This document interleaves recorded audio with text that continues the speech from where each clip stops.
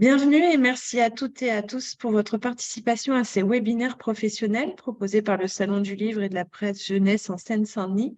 2 journées composées de plus de 80 rencontres avec l'édition de jeunesse. Nous sommes également heureux de vous inviter au salon qui s'apprête à ouvrir ses portes mercredi prochain, le 30 novembre, et qui se déroulera jusqu'au lundi 5 décembre à Montreuil. En tant que professionnel du livre et de l'enfance, il vous suffit de vous accréditer en ligne sur slpjplus.fr pour vous y rendre en accès libre sur toute la durée de l'événement et nous vous attendons nombreux. Donc, à suivre le webinaire Rendre visible, c'est faire exister, notre ligne éditoriale. Je vais laisser la parole je vais laisser la parole à Elsa et Caroline. Et avant, je vous précise qu'il y a un espace questions-réponses pour les personnes qui suivent ce webinaire. Donc, n'hésitez pas tout au long du webinaire à poser vos questions sur cet espace et nous prendrons un petit temps à la fin du webinaire pour y répondre. Je vous souhaite un très bon webinaire. Bonjour à toutes et à tous. Donc, je suis Caroline Fournier. Nous avons co-créé avec Elsa Kedadouche la maison d'édition qui s'appelle On ne compte pas pour du beurre. Comme son nom l'indique, à l'origine de la création de cette maison, il y avait le constat fait il y a quelques années du fait qu'il y avait, à notre sens, peu, et en tout cas certainement pas assez de représentation, de diversité, dans la littérature, jeunesse, notamment d'une question qui nous concernait personnellement, les familles homoparentales. Donc c'était, on va dire, l'impulsion de départ, pour monter cette, maison d'édition. Donc nous avons, dans un premier temps, créé plusieurs albums qui mettaient en scène des familles, homoparentales, sans que ce soit le sujet du livre, puisque pour nous, il s'agit juste d'un contexte dans lequel l'enfant va évoluer, puisqu'il était hors de question pour nous, d'aborder le sujet, sous la forme d'une explication, d'une pédagogie ou d'un besoin de se justifier, dans l'existence de ces familles-là. Et puis, nous nous sommes rendus compte finalement qu'il y avait un public qui était, beaucoup plus nombreux et attentif et captif que ce qu'on avait, imaginé au départ. Donc c'était plutôt, très positif pour nous et c'est pour ça que nous avons décidé de lancer, une ligne, éditoriale beaucoup plus complète et de se lancer dans un catalogue, voilà et de commencer à faire, des recherches de projets, d'auteurs, d'autrices, de façon, beaucoup plus poussée et donc c'est à partir de ce moment-là qu'on a commencé à créer beaucoup plus d'albums, qui sont toujours dans la recherche, de la représentation d'enfants et de personnages d'une manière générale, qui selon nous manquent dans ce paysage de la littérature, jeunesse.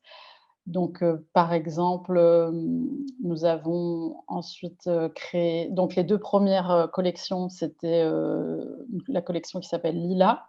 Donc c'est une petite fille qui a 2 mamans et qui évolue dans différentes aventures. Donc voilà, par exemple, La vallée du miel.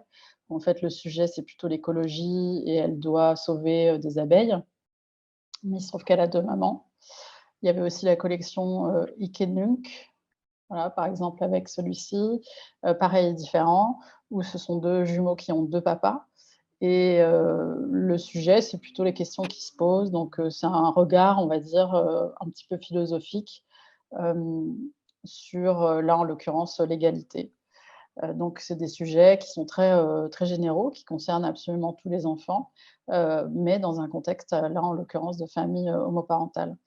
Donc c'est suite, justement au succès, tout relatif bien sûr, hein, mais qui était quand même un succès de démarrage de ces albums-là, que nous avons décidé de continuer et pour la suite, donc je vais vous donner différents exemples d'albums qu'on a faits. Donc il y a, voilà, L'amoureuse de Simone, donc là, il s'agit d'une double, visibilité puisque c'est 2 petites filles qui sont amoureuses l'une de l'autre, sans toujours que ce soit le sujet et il se trouve qu'en plus elles sont noires, donc ça c'est typiquement, le genre d'album qui n'existe pas du tout, en tout cas sur le marché, français. Donc à ce titre-là, on estime qu'on vient vraiment, à un endroit de nécessité puisque c'est vraiment la démarche dans laquelle on est. On essaye pour chacun des albums qu'on crée de se positionner, de réfléchir à la nécessité, à l'urgence en fait qu'il y a de faire ces choses-là. Et par exemple, il y a aussi Je m'appelle Julie. Je ne sais pas si on aura là, voilà, Je m'appelle Julie, donc qui est, la dernière journée d'une petite fille trans avant sa rentrée, à l'école avec son prénom donc qu'elle a choisi. Donc ça, c'est un album qui a été soutenu par Amnesty International. C'est vrai qu'on a 2 albums déjà qui sont soutenus par Amnesty International, puisque eux-mêmes font des actions, d'éducation au droit. Donc ils ont besoin aussi, de support et d'outils et donc maintenant nos livres font partie un peu aussi de leur boîte à outils.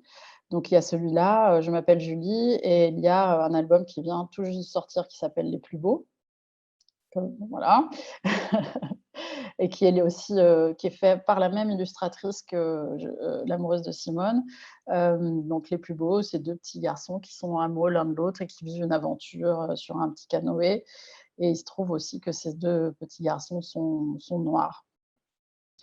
Alors aussi ce qu'on a sorti et qui est un album, qui pour nous est fondateur, très important pour nous dans notre, maison d'édition, c'est, Il était une autre fois. Donc ça, c'est la sortie qu'on a eue là, récemment. Donc c'est un recueil de 3 contes détournés. Donc c'est vrai que c'était important pour nous en tant que maison d'édition de se positionner, déjà sur un texte qui était plus complexe, sur une tranche d'âge un petit peu plus élevée que celle sur laquelle on avait travaillé jusqu'à présent et avec, des textes là de d'Anne-Fleur Multon, qui a détourné donc, pour nous, 3 contes, Cendrillon, La Belle et la Bête et Casse-Noisette. Donc, en version, on va dire, LGBT pour, dire ça rapidement, mais, tout avec beaucoup, d'humour, avec un style et une plume, vraiment, très pétillante, et aussi pleine de féerie. Donc c'est vraiment, ce qui est très important aussi dans notre démarche, c'est qu'on est toujours à hauteur d'enfant, bien qu'on évidemment, nous sommes, nous, dans une démarche qu'on pourrait qualifier, de militante, en tout cas de politique.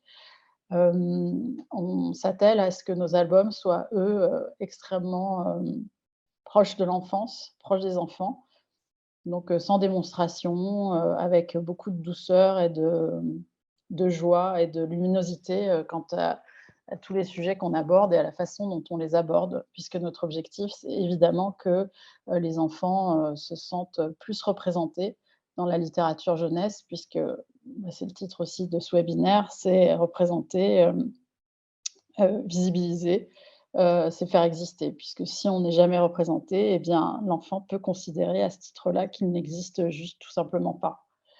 Donc Et voilà. je vais juste un peu aller un peu plus loin sur ce sujet, du coup, de rendre visible, c'est faire exister.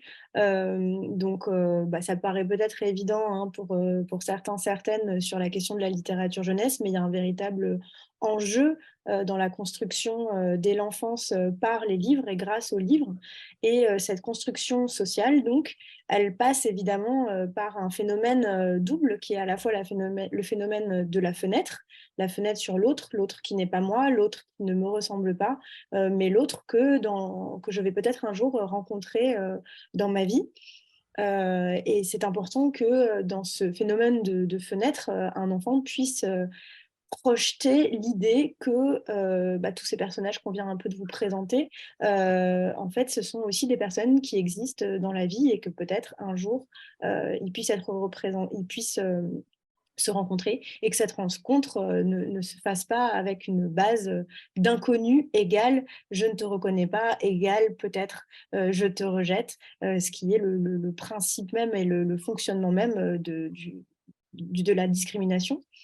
Voilà, à titre d'exemple assez personnel, mais qui pour nous, voilà, peut-être illustre un peu toute notre volonté d'en être là avec cette maison d'édition. C'est que nous, on a enfin, une petite fille qui a deux mamans et à qui un jour on lui a dit que ça n'existait pas d'avoir deux mamans. Il y a des enfants qui lui disent régulièrement ça n'existe pas d'avoir de maman. Et puis un jour, elle était vraiment très fâchée parce qu'un enfant lui a dit mais ça n'existe pas, donc tu es un fantôme. Alors là, elle s'est fait traiter de fantôme. Alors elle était très vexée d'être traitée de fantôme. Bon, cette histoire, c'est bien terminé parce qu'elle a du coup expliqué.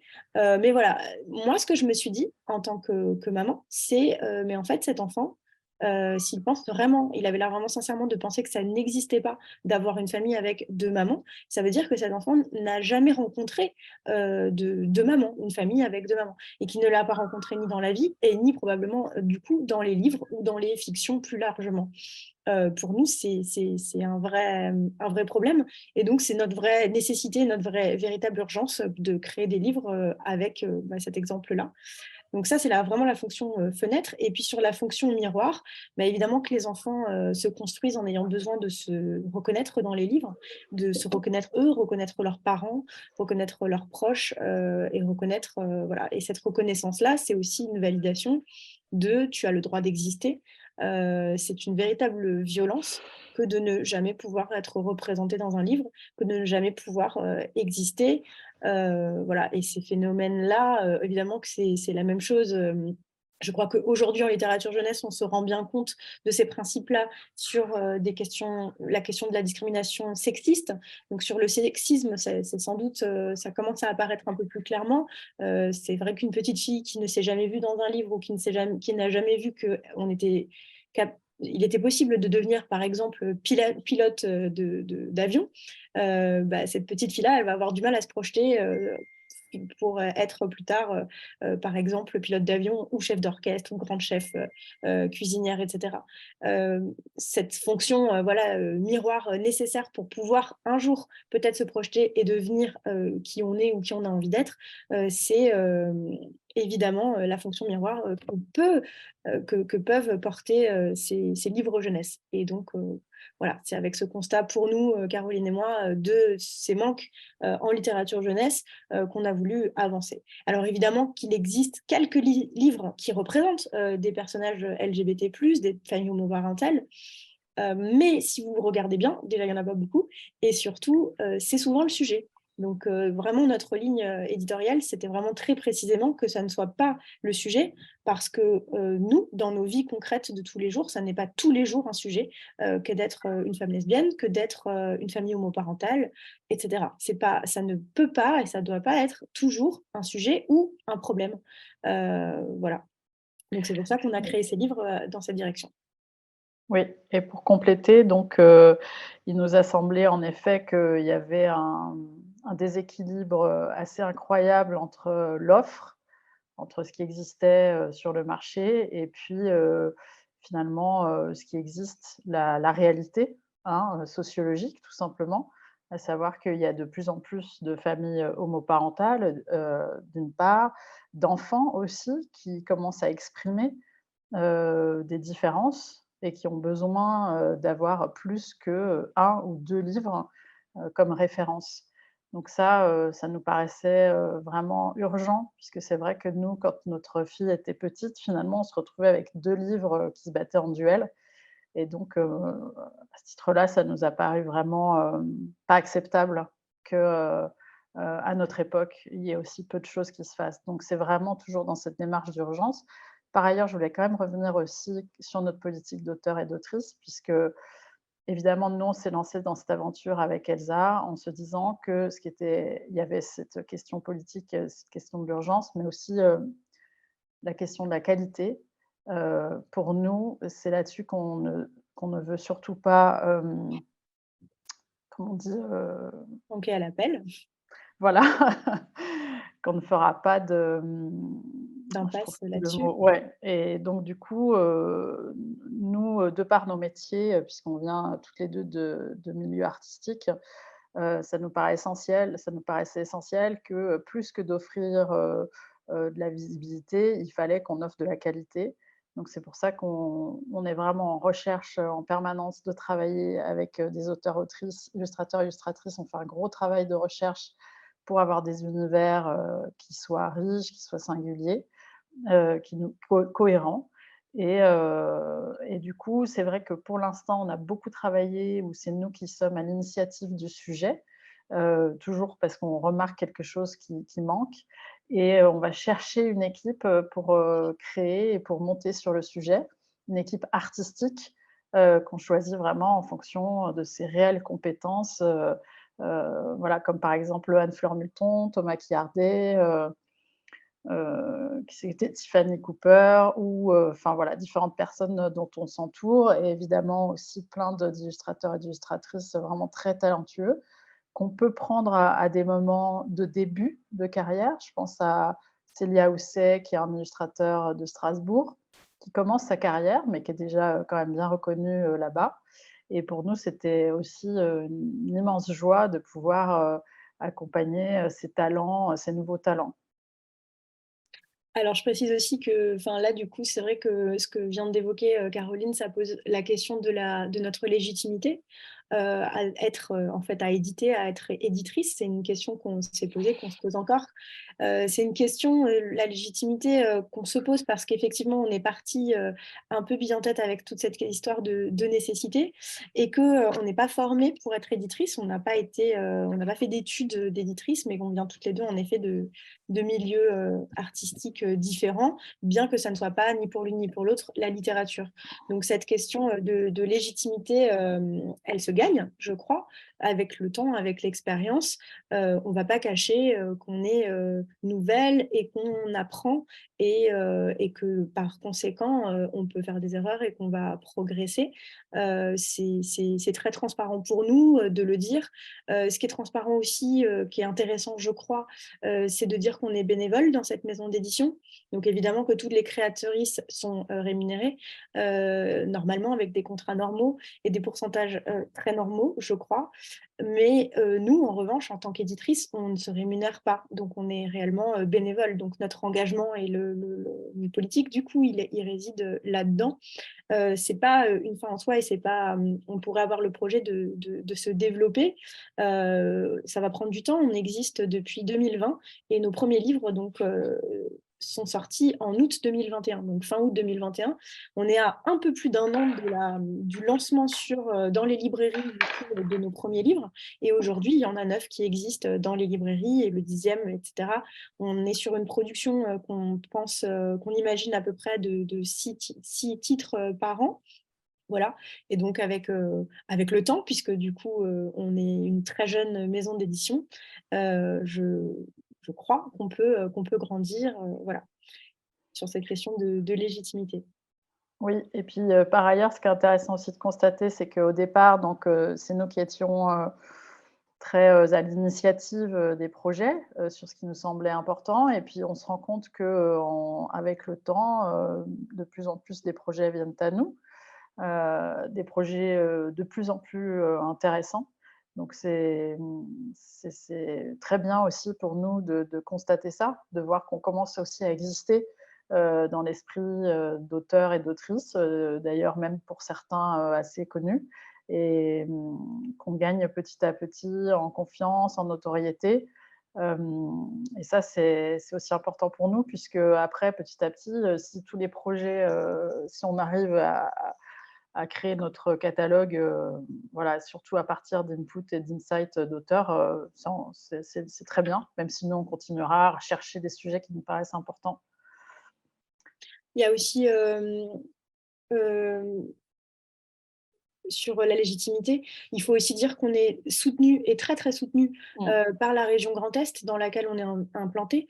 Voilà, du coup, notre maison d'édition est implantée à Strasbourg et donc la ville de Strasbourg nous soutient, la région Grand Est nous soutient, la DRAC Grand Est nous soutient et la DILCRA aussi, alors c'est à l'échelle nationale, mais la délégation interministérielle de lutte contre le racisme, l'antisémitisme et la haine anti-LGBT nous soutient également. Et tous ces partenaires qui sont des des partenaires, non seulement des personnes humaines avec lesquelles on discute beaucoup, mais aussi donc, un soutien évidemment financier, sont totalement essentiels actuellement pour notre développement et notre économie. Mmh.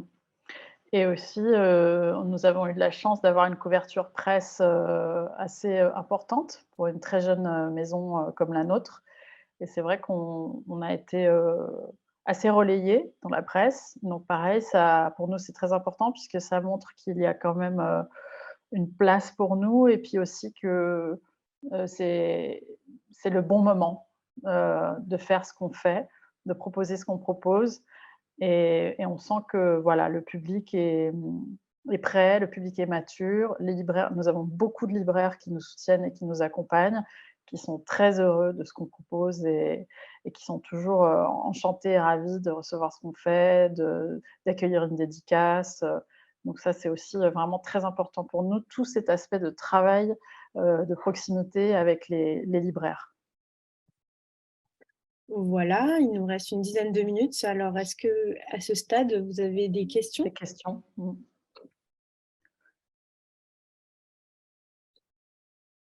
Alors, je me permets, en attendant d'avoir des questions, est-ce que vous avez peut-être des coordonnées à transmettre, Mmh. si vous êtes présente sur le salon et à quel Oui. stand? Alors, on est présente, au stand F8 sur, justement, accueillis par la région Grand Est. Donc on est au premier étage en F8. Voilà. On a tout un programme de dédicaces. On sera là, et l'une et l'autre ou bien l'une ou bien l'autre pendant ces 6 journées, intenses. Mmh.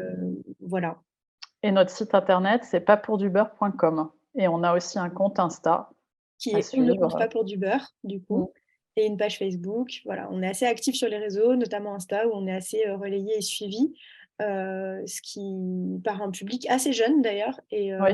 et du coup, c'est assez, dynamisant et intéressant pour nous, d'être suivis et relayés par, un public, plutôt jeune. Et on fait aussi un travail d'ailleurs avec, pas mal d'influenceuses sur Insta, pas mal de femmes, faut dire quand même ce qui est, qui ont aussi des blogs ou des comptes Insta, qui relaient donc des infos sur des albums jeunesse qui leur paraissent, qui sont en général féministes et on travaille aussi sur ça, sur ces relations-là. Merci. En tout cas, je vois vos commentaires, Ah, merci j'ai pas vu beaucoup moi. pour, les bibliothécaires. Merci beaucoup, pour si vous venez nous faire un petit coucou sur notre stand. Vraiment, trop bien. Qu'est-ce qu'on peut vous raconter? Bah, on peut aussi préciser que nos livres sont imprimés en France. Voilà, toute la production, jusqu'à présent a été produite, en France. Ça aussi, ça fait partie de notre engagement. Ça aussi, c'est clair que ça et l'engagement sur les contrats, ben, dans notre économie, ça nous permet pas de dégager, du salaire pour les éditrices.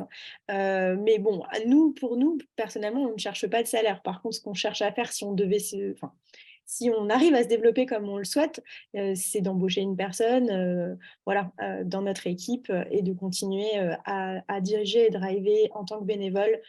Tout ça, Mmh. c'est important pour nous, en tout cas pour moi, je trouve très, très intéressant la très grande liberté qu'on a, du coup, de pouvoir éditer, voilà, je me remontre, mais il se trouve que, L'amoureuse de Simone, on sait que ça a fait beaucoup débat.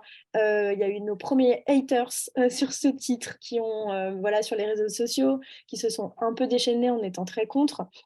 Enfin voilà, avec, des commentaires, haineux et très homophobes. Bon, même dans le monde du livre aussi, je ne vous cache pas qu'on a aussi des rejets, des rejets, de la frilosité, ça dépend. Mais en tout cas, ben, ce genre de titre, je pense que si on était une maison d'édition, voilà, qui avec une économie à tenir et cetera, ce livre, il ne pourrait pas, se faire, parce que réellement, c'est, totalement, déjà entre comment dire? Il y a des études qui ont été faites et en fait, avoir des personnages racisés, donc des personnages de couleur en couverture, c'est la garantie de moins de ventes qu'avoir des personnages blancs ou des animaux en couverture. Voilà, statistiquement, ça se vend moins, donc c'est sûr que si on regardait les chiffres, on ne le ferait pas. Et en plus, l'amoureuse de Simone qui annonce assez clairement la couleur sur, l'enjeu dans ce titre, c'est aussi, ça peut aussi être vu comme, une sorte de danger. Voilà.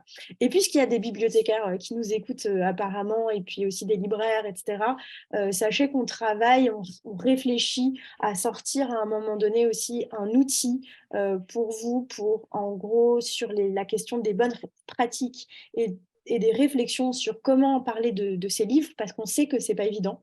On sait que ça peut générer peut-être du conflit, ou en tout cas la peur d'un conflit avec les lecteurs, les lectrices, et que tout le monde n'a pas une âme militante, tout le monde n'est pas outillé pour pouvoir défendre ce genre de livre. Et ces outils, on va essayer de les faire. En tout cas, on y réfléchit parce qu'on entend que c'est une vraie problématique de savoir le faire quand on n'est peut-être pas concerné ou peut-être pas encore à l'aise avec tous ces sujets, sachant que derrière ce titre qui fait très peur à certaines Ouais. personnes, se cache une petite histoire d'amour où il n'y a pas le mot lesbienne, où il n'y a pas le mot homosexualité, et où le maximum de l'amour entre elles sera à la fin un bisou très doux. Donc voilà, contrairement aux gros fantasmes qu'on a pu Mm. recevoir sur une éventuelle sexualité entre elles, on est vraiment sur un livre trop mignon et trop câlin. Et donc Ouais. voilà, mais tout ça, il faut savoir le dire, savoir le présenter, etc. Et on travaille là-dessus. Oui, je me permets d'ailleurs de rebondir là-dessus, Elsa, parce que c'est vraiment, vraiment important. C'est que même, par exemple, quand on sort un album comme Je m'appelle Julie, qui est sur une petite fille trans, Oui. pareil, ça reste un album extrêmement simple, tout à fait abordable, complètement à hauteur d'enfant, qui jamais, d'ailleurs, il n'est jamais écrit dans le livre le mot trans, transidentité. On est toujours vraiment à hauteur d'enfant. Pour nous, ça fait partie vraiment aussi de notre ligne éditoriale profondément. Et, et voilà, et ça me paraît vraiment très important de le souligner pour sortir des éventuels effectivement fantasmes qu'il peut y avoir chez beaucoup de personnes qui n'ont même pas regardé nos livres. Il y a aussi, je viens de voir une question sur est-ce qu'on envoie des SP? Oui, on peut envoyer des SP. Alors évidemment, on est limité dans le nombre, mais en tout cas, tant qu'on en a, on vous en envoie. Voilà. Et les SP pour nous, pour l'instant, ça reste le livre lui-même, hein, c'est pas d'autres formats. Sauf pour Il était une autre fois où on a encore quelques formats différents, souples, et qui sont plus faciles à vous envoyer. Mais sinon, on envoie des SP avec Oui. plaisir. Et puis je vois aussi qu'il y a l'idée éventuellement d'un support pour défendre ce type d'acquisition à la hiérarchie et aux élus. C'est une bonne idée. Je crois qu'on n'y avait pas du tout pensé, hein, Elsa, À quoi? de fournir aux bibliothécaires un petit support avec voilà, des arguments pour acquérir nos albums. C'est une bonne idée. Si, On si, va y c'est un réfléchir. projet qu'on a. Oui, mais je te parle un truc plus Ah, un juste petit par rapport à possible. nous. Ouais, ouais, un truc Ouais, simple, ouais. quoi. Mm. Mm, mm. Voilà, est-ce qu'il y aurait d'autres questions? Ah En tout oui, cas, on sera à Montreuil et ce serait chouette, effectivement, de rencontrer le plus possible de personnes intéressées. Voilà, sur Insta et sur notre site internet aussi, dans Actu et Rencontres, vous avez toutes les rencontres, tout le programme. Ouais, Sur le site aussi, d'ailleurs, du SLPJ, donc vous pourrez retrouver tout ça et venir nous rencontrer avec joie. mmh. On sera là pour la deuxième année, avec plaisir. Alors, je me permets aussi de préciser que ce webinaire pourra être vu et revu en replay à l'issue du Salon du Livre sur l'espace Marcom. Il sera diffusé et également sur le YouTube du Salon. Ça, les replays seront à partir de janvier sur le YouTube du Salon. Voilà, petite précision pour les personnes qui veulent revoir ce webinaire. Ok. Si vous avez d'autres infos, il reste quelques minutes. Ah oui, il reste 2 minutes. Une 2 minutes. minute, ouais. Qu'est-ce qu'on aurait oublié de dire? Alors, peut-être pour info, on travaille aussi sur un gros projet, donc ça sera peut-être le mot de la fin, mais Mmh. c'est notre gros projet qui est un livre audio. Voilà, on va essayer de faire notre premier livre audio, donc un livre musical, hein, voilà, avec l'autrice Pauline Delabroix-Allard, qui a Mmh. déjà publié deux romans, Qui sait et Ça raconte Sarah. Et Voilà. des albums jeunesse. Et qui a déjà fait aussi des albums jeunesse, qui en a fait 4. Et la musique sera composée de manière originale par une femme artiste, batteuse et compositrice qui a gagné des victoires de la musique en jazz et qui s'appelle Anne Passeo. Voilà, donc on est très fiers de ce projet. Et ce sera illustré par Anna Griot, qui est implantée aussi dans la région Grand Est, et avec laquelle on va avoir vraiment le plaisir de travailler parce qu'on trouve son univers très singulier, très beau, très riche, et c'est un plaisir vraiment de se projeter dans ce projet avec ces 3 femmes qu'on trouve génial. Donc, si tout va bien, l'année L'année prochaine, prochaine. à Montreuil, on vous présente ce beau projet. Merci à toutes les deux. Merci à toutes les Merci, personnes qui ont suivi le webinaire. Et puis, je vous dis à très bientôt sur le salon. ça marche. Merci. Très belle Merci, fin de à journée à tout le bientôt. monde.